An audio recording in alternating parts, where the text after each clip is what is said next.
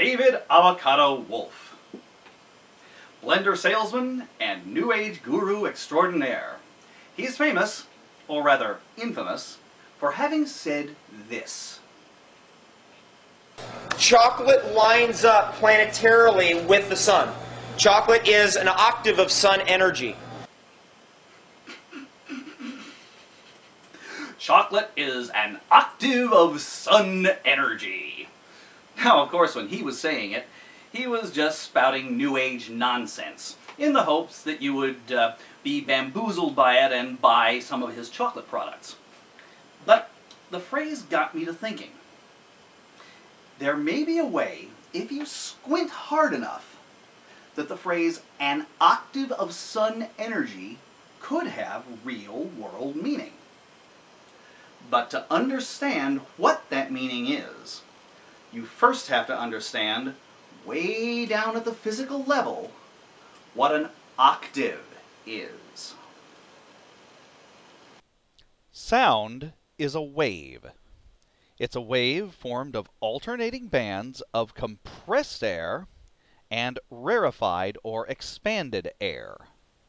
These alternating peaks and troughs of compressed and rarefied air, these alternating little pressure differences, propagate forward through the air at the speed of sound.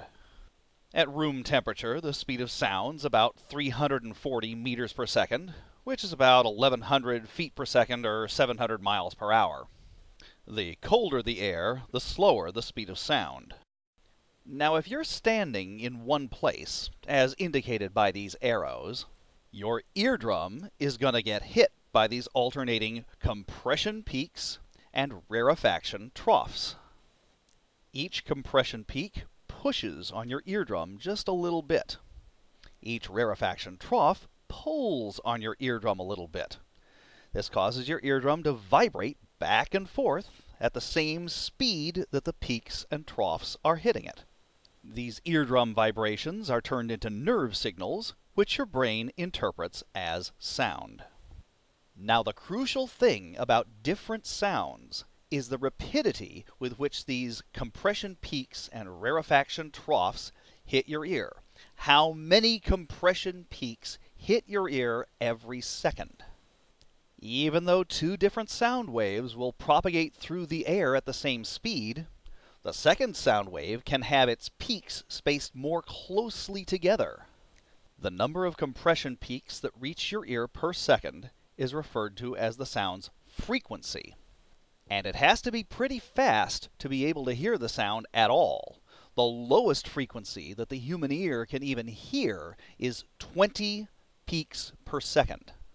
This is sometimes abbreviated as 20 hertz, named after Heinrich Hertz, one of the early pioneers of radio. Different frequencies of sound are experienced as different musical pitches. The higher the frequency, the higher the pitch. For example, if I play a middle C on this piano keyboard, that pitch has a frequency of 261.63 hertz. While you were listening to it, 261.63 compression peaks of sound were hitting your ear every second. By contrast, the G above middle C is a higher pitch. Its frequency is 392 hertz. And that brings us to the octave. In music, two pitches are said to be an octave apart if the higher pitch is exactly twice the frequency of the lower pitch. So because middle C has a frequency of 261.625 hertz, the C one octave above middle C has a frequency of 523.25 hertz, exactly twice the frequency of middle C one octave below it. So if you were to play all the notes in the octaves starting at middle C and going up, from C to shining C, as it were, Those pitches would span a frequency range where the highest pitch was exactly twice the frequency of the lowest pitch. If that's what we mean by an octave, a range of frequencies over which the highest frequency is twice the lowest frequency, then what do we mean by sun energy?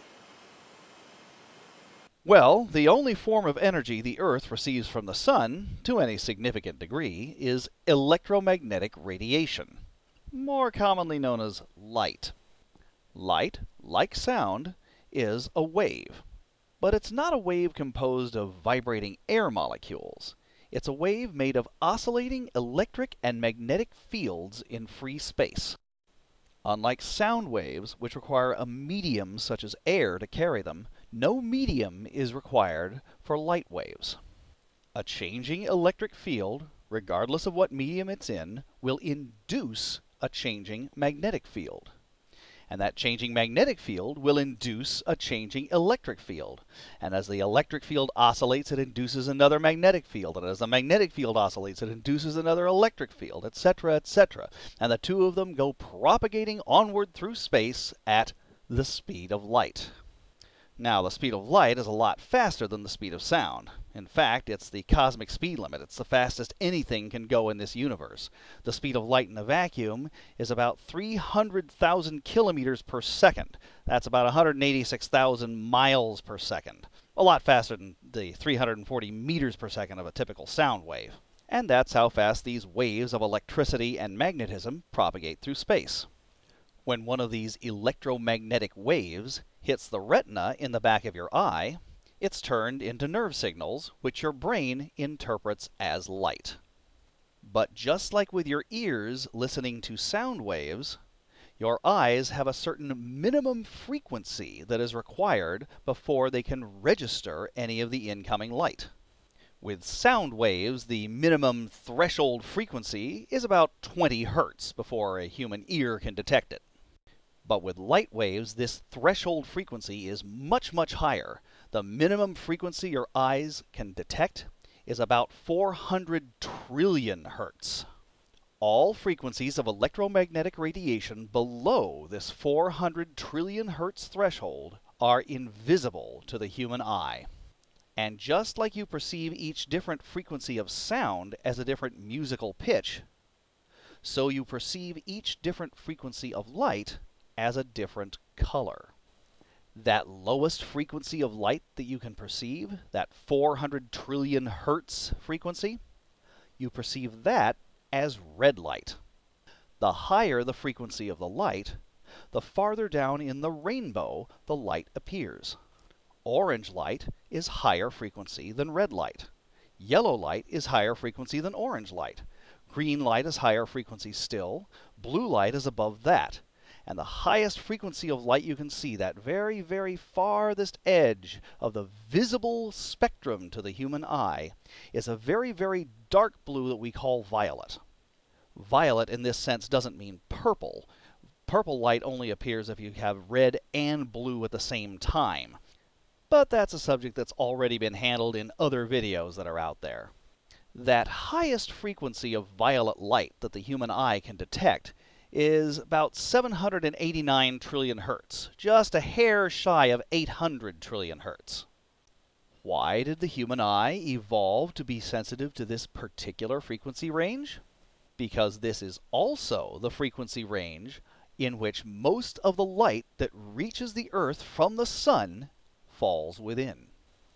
We evolved to see sunlight. There is some sunlight that lies below the frequency range we're sensitive to, in the infrared. And there's some sunlight that lies above the frequency range that we're sensitive to, in the ultraviolet. But most of the sunlight that reaches the Earth lies within that narrow spectrum we call the visible spectrum. And do you notice something interesting about that lower and upper frequency bound for the visible spectrum? The lower bound is 400 trillion hertz, and the upper bound is pretty close to 800 trillion hertz. The highest frequency in this range is pretty close to twice the lowest frequency. If these were sound waves instead of light waves, that interval between the lowest and highest frequency would be pretty close to an octave. And there you have it. Most of the light coming from the sun is in the form of visible light. The range of frequencies that we can see visible light in is about a factor of 2. The highest frequency we can see is about twice the lowest frequency you can see. And if visible light were sound, we would say that it spans 1 octave. So the next time you're outdoors and the sun's rays hit you, you are receiving an octave of sun energy. No chocolate required.